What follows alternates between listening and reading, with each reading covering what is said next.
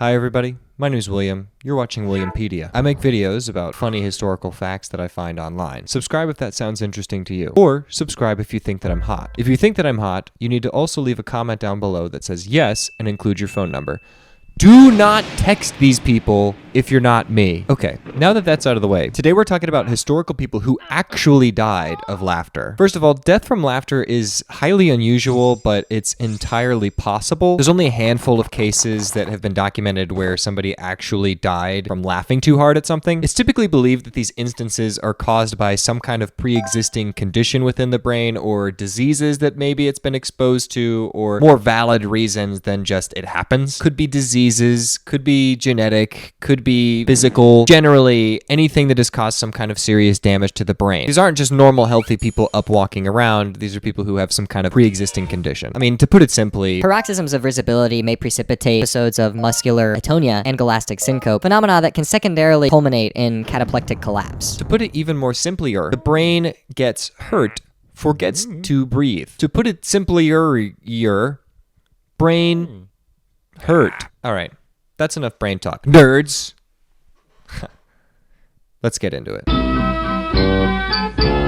Zeuxis was a famous Greek painter of his day, and commonly regarded as an innovator of the time, given the fact that he was able to paint such intense and detailed realism. One story says that he was trying to paint Helen of Troy, and he wasn't able to find anybody who was beautiful enough to fit the description, so he had to take 5 separate women that he recruited from the Greek city of Croton, and made each one of them pose in different ways to make one collective image of Helen of Troy. The key mistake that he made here in this process was looking for an attractive woman in Greece in the first place. Another famous story about Zeuxis was when he was challenged by a fellow Greek painter to a competition to see who could create the most realistic painting. The painter's name was Parrhasius of Athens, though you all probably know him better as Parrhasius of Ephesus. The two artists were in front of a crowd with curtains in front of their paintings, waiting to have them revealed. Zeuxis began by revealing his painting to be a almost lifelike depiction of a bowl of grapes. In fact, people remarked that it was so lifelike, birds from the sky flew down to try to pick the grapes right off of the tablet. After this display, Zeuxis asked Parrhasius to reveal his painting, to which Parrhasius replied, "I already have." You see, Parrhasius, his painting was curtains. He had painted the curtains. The crowd decided that Parrhasius had won, and Zeuxis is famously quoted as saying, "I have deceived the birds, but Parrhasius has deceived Zeuxis." Just a quick side note. What a dork. Why don't you just paint something next time, asswipe? That's like playing tag with a kid who has an invisible force field so you can't tag him. Despite his profound ability to paint realism, none of his paintings were able to survive to the modern era. Literally none of them. I don't know. They were like disintegrated or something. There's no physical proof of any of his art, so the only thing that we have is a bunch of other famous people from the time going like, "Bro, he's so good at art, bro. You gotta see this. This guy is so good." There's no proof, so you kind of just have to trust that he was a great painter because no one's ever seen it. For a guy who made a life for himself painting realism, to not have any paintings that are real anymore, Zeuxis died in the 4th century, and according to the Roman writer Festus, he died of laughter. At what, you might ask? Shut up, I might answer. Let me tell the story. Festus writes, quote, "The painter Zeuxis died of laughter while laughing immoderately at the old woman he had painted." He'd been commissioned to paint a portrait by an elderly woman. She was hoping that he would kind of paint her in sort of an Aphrodite style, but upon finishing the portrait, he laughed so hard that he just died. He just died right on the spot. I don't know what it could have been. Maybe the woman was hideous. Maybe the painting was just really bad. I think the painting was just really bad. He was probably like, "This shit is ass. This is not good, bro. This is my worst painting, man. I'm cooked." Alex Mitchell was a 50-year-old construction worker and Englishman from Kingsflyn, England. On March 24th, 1975, he sat down to enjoy one of his favorite shows, The Goodies. The Goodies was a British sitcom that ran from 1970 to 1982. It starred Tim Brooke Taylor, Graham Garden, and Bill Oatey. The trio performed a variety of surreal and situational comedy sketches around the three main characters. Due to the fact that the show was made A, in the 70s, and B, by British people, a healthy amount of the jokes were incredibly racist. But it was the 70s, so nobody really cared. Luckily, we've developed as a society from that point to realize that racism has no place in our comedy. We now know that it exclusively belongs in Instagram comment sections and sometimes in traffic. Each Goodies episode ran for about 30 to 60 minutes, and it was a series that spanned almost 9 seasons with approximately 79 episodes total. One episode in particular stands out. Episode 7, Season 5, titled Kung Fu Capers, is about the main 3 characters being exposed to what they call the secret Lancastrian martial art known as Eki Thump. This episode has since been announced as of 2020 as a fan favorite across the entire series, and it's not hard to see why. Oh, that's the reason you're using that book. That's useless. You might as well get rid of it.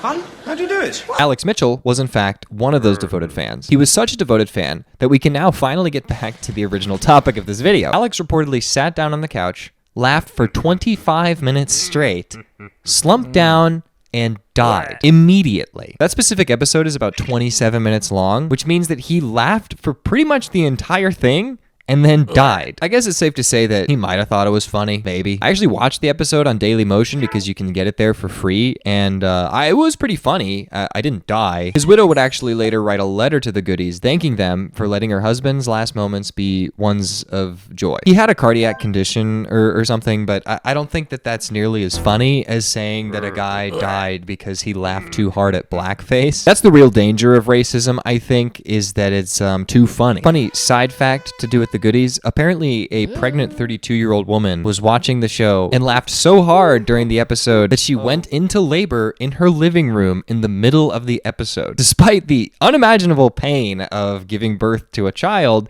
she refused her family's pleas to take her to a hospital because she wanted to finish the episode. King Martin of Aragon had a problem. He was the last living, legitimate heir to the throne of Aragon. He had children with his first wife, but all 4 of them died. He had a second wife, but didn't get any children from that marriage. This trouble with fertility in his second marriage could have potentially had to do with the fact that Martin was 53 years old and ridiculously obese, but nah, probably not. His second wife was his cousin Margaret, who he was only married to for a whopping 6 months before he died. Since his wife wasn't willing to give him a child, or he was just too fat to have sex, which is a medical condition, look it up, he had to try to come up with an heir for his throne on his own. Unfortunately, he was literally too fat. He was so fat that he was incapable of speaking for extended periods of time, or coming up with any reasonable way to convince people. He tried to secure an heir, but nobody was really on board with anybody that he picked. So by the time May 1st, 1410 rolled around, things were pretty rough. He had a habit of overeating, and on this particular day, he is, quote, suffering indigestion through too greedily devouring an entire goose. He was lying in bed when his court jester, Bora, entered the room hoping to cheer him up. Martin asked where the jester had come from, and the jester answered him, out of the next vineyard, where I saw a young deer hanging by his tail from a tree, as if someone had punished him for stealing figs. It might have been the entire goose that he ate, or his dire need for a mood boost, but this statement absolutely killed him. He thought it was the funniest thing he had ever heard in his entire life, soon to be death. The fat King Martin laughed so hard that his heart just stopped. He just died. Many theorists suggest a lot of other things could have been the cause, like indigestion. Some people even say poisoning, potentially, but I think the idea that he was too fat to even laugh is much funnier. Finally, we have Chrysippus of Soli. If you've ever heard of death by laughter before or seen the meme floating around, this is probably who you're thinking of. Chrysippus was and still is a famous Greek philosopher who is known for helping develop the Stoic philosophical mindset. Stoics believe in a strictly rational way of life. A large part of their belief system is giving up unruly passions and committing to a fully rational lifestyle. Stoics essentially believed in controlling yourself to a point where you are no longer affected by emotional incidents or thoughts. Maybe the best example of true Stoicism is nofap. Chrysippus was pivotal in fleshing out Stoicism as a logical school of thought. This contributed greatly to his popularity throughout his lifetime. He was an incredible writer, with some saying he rarely went a day without writing at least 500 lines. He composed 705 works over the course of his lifetime, though, to be completely fair, what he called seeing both sides of the argument, one might call filling half of your works with quotes from other people. While Chrysippus did sculpt the modern framework for Stoicism, he kind of died in an ironically non-Stoic way. In the year 206 BC, he was likely drinking at some kind of a feast when he stumbled upon a donkey eating figs from a tree. Chrysippus